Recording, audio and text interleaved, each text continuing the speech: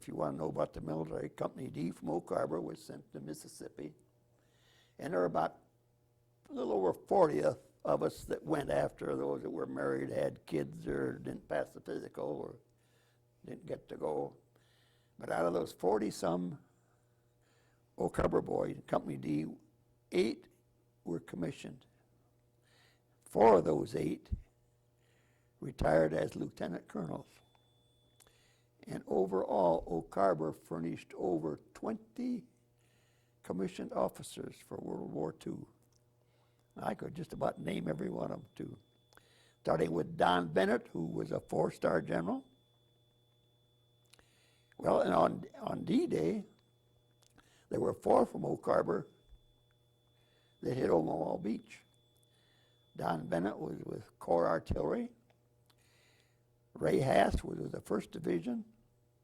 I was with the 29th, and Maynard Priestman was with the 2nd Ranger Battalion. Those were the 4 units that hit, or 3 units that hit Omaha Beach. I'd been in England a year and a half before D-Day. The division was scheduled to go to England in January of 42. And they'd sunk or scuttled the Normandy, which was a French liner that was on our side when France capitulated, and we kept it. And we were supposed to have gone over on the division on that big passenger ship. But when they scuttled it there, we set it in Indian Town Gap. So they gave her, I guess, about 250 non-com, got a chance to go to officer candidate school. And there were 6 of us from Oak Harbor, from Company D, who went. And I graduated from there on the 20th and got married on the 24th. I had a 10-day delay en route to go from Fort Benning, Georgia, over to Camp Wheeler, Georgia. I had to go by way of Ohio.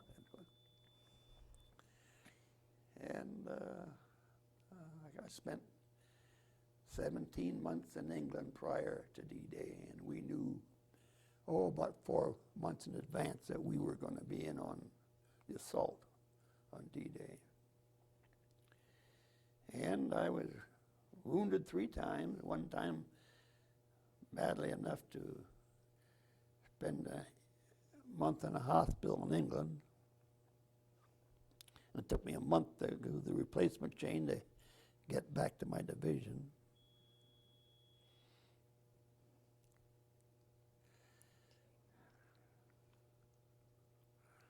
When the Battle of the Bulge, we were on the left flank of it, and they gave our division the job of holding 2 division sectors, because they pulled 1 division out, sent it into the Bulge. I was wounded on the, D-Day was the 6th. I was wounded on the morning of the, 2 o'clock in the morning of the 10th. Got a little scar right here, you might be able to see it. Piece went way back in. 3 days later, I got a chance to go back to the aid station, and Doc said, you're a gold brick and nothing there. I said, I know it's there. Wow. I said, I can feel it on the inside of my tongue. So he had his sergeant hold the flashlight and hold my mouth open. He got in and looked, and he took lanced it quick and pulled out a piece about like a thumbnail clipping. But, if it had been up a little higher, it'd been. Right. Anyway. Okay. You want to tell the one that sent me back to the hospital, I still had a piece of shell fragment in the middle of my leg. They dug around, it was close to the nerve and the artery, so they left it in. But it got me out of the line for 2 months. It wasn't $1 million wound, but it was a $500,000 one, because the division went, when they got out of Normandy, they were sent to Brest, to the German sub-pens, and that was supposed to have been a 2-division deal, and they had a couple of corps up there and 240 field artillery, and they had an awful lot of casualties because the Germans just were not going to give up. So then when I joined the division again, they were back in along the Siegfried line, and we fought our way through it, sat along the Roar River during December months until then the Battle of the Bulge hit. Even though we were in the middle of a fighting, if you'd been there so long, you got a chance to go to Paris for a week. You were 2 days going, 2 days coming back, and 3 days in Paris. And on the way back, I had a truckload of men. I was officer then in charge. We had no weapons. We didn't take them on pass. And the Germans had dropped paratroopers in American uniforms behind the lines, and all the rear troops were scared to death. And man, they stopped me 50 times on the way back. And I wanted to get through Aachen before dark because it was such a mess of rubble, and I just barely got to Aachen at night. So I called the division and told them what the trouble was, and they said no problem. So the next day I got through there. But that was a funny, no matter if you're in the middle of a fight, if it was your turn that came up, you left. I know I had one lieutenant. His turn came up, and boy, was he happy because we were scheduled for an assault the next morning, an attack. And he sure wanted to get out of that. When he came back 7 days later, we're still sitting at the same place. We started the assault a couple days later. We had it, really had it rough. I started in with a machine gun platoon on D-Day, 35 men. And out of those 35 men, 7 were killed throughout the war and had something like 69 Purple Hearts. There were 3 of us I know of who had 3 Purple Hearts. But now that was a machine gun company, and they didn't have it quite as rough as a rifle platoon had it. We always said our division commander was more like a corps commander. He had 1 division on the line, 1 in the cemetery, and 1 in the hospital. We always said, yes, and the 4th one's AWOL in Paris. When they came from Brest up to the Siegfried line, the train stopped in Paris. The guys got off. Another train pulled up in between, and they didn't see their train leave, and there they were. So anytime we go in and pass, we had to check with the MP to see if we had any 29th men and bring them back in case they were still there.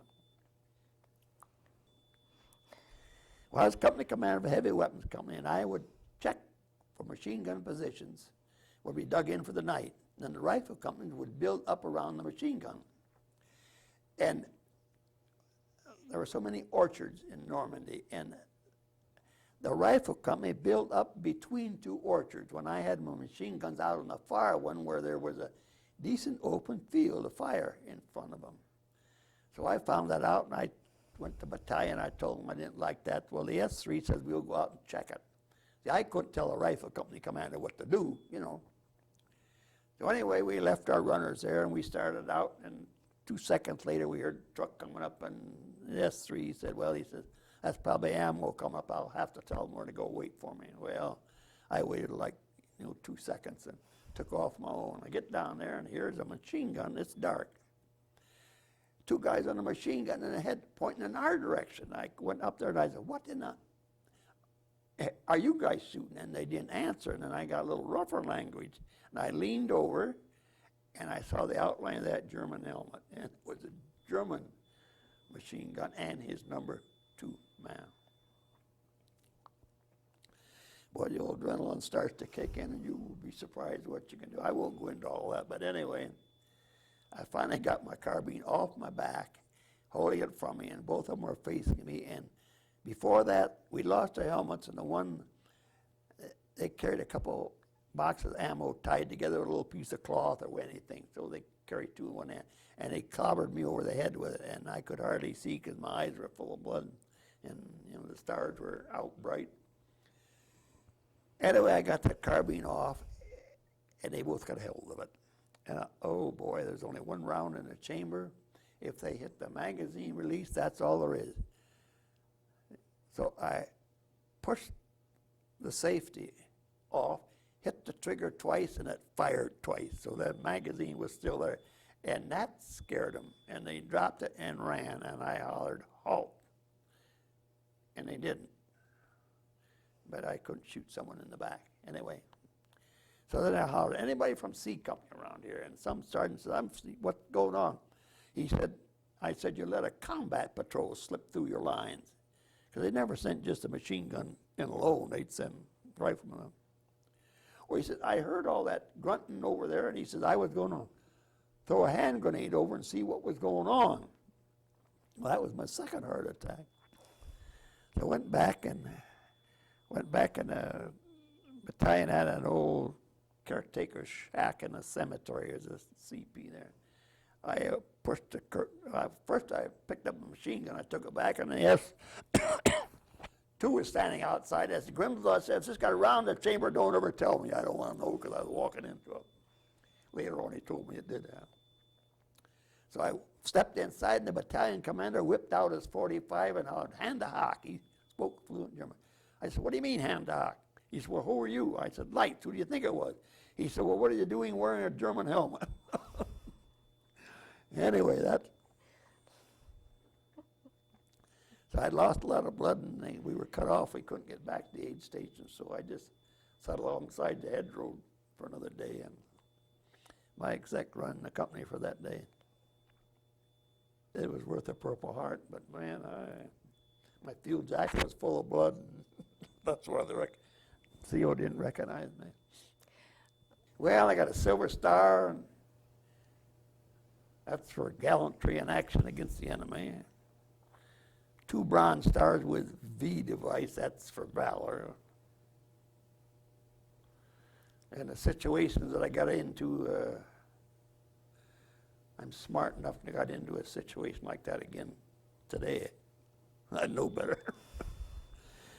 But in those days, you did what you thought you had to do. And that, Okay.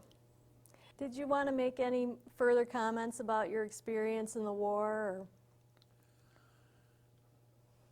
not really. Okay. It's,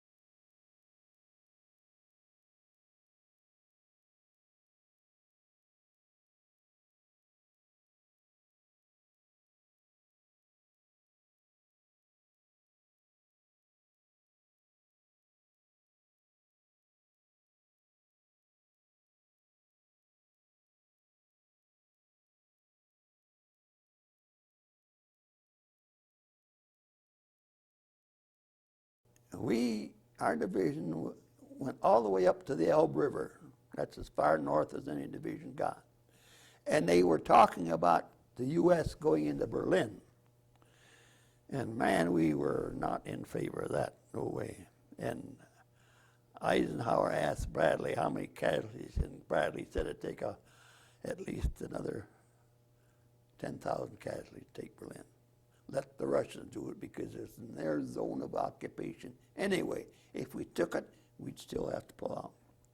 So anyway, we were up at Bremerhaven because that was the American port, although in the English occupation sector. They sent us up there to clean that out, and that's when VE Day came along. And that was May 8th. And then we were taken down, and we were taking care of displaced persons camps, and I don't know, kind of control things there in Germany. And we were my company was in a town between Bremen and Bremerhaven. Oh, I do remember that German liner, the what was the name of, was it the Europa? Was in the harbor right there at Bremerhaven, been there all during the war. But they had a complete crew on board. Why? I don't know.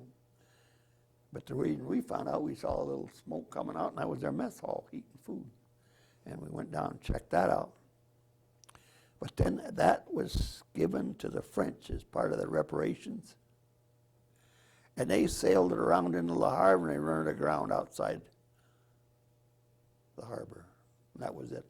Yeah, I got tied in being Cub Master, and later on the troop committee. And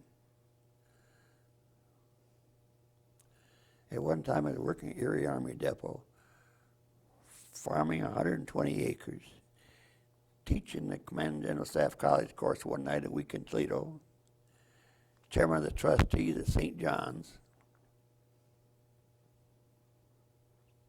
and Cub Master. Sounds like you were busy. A little bit busy.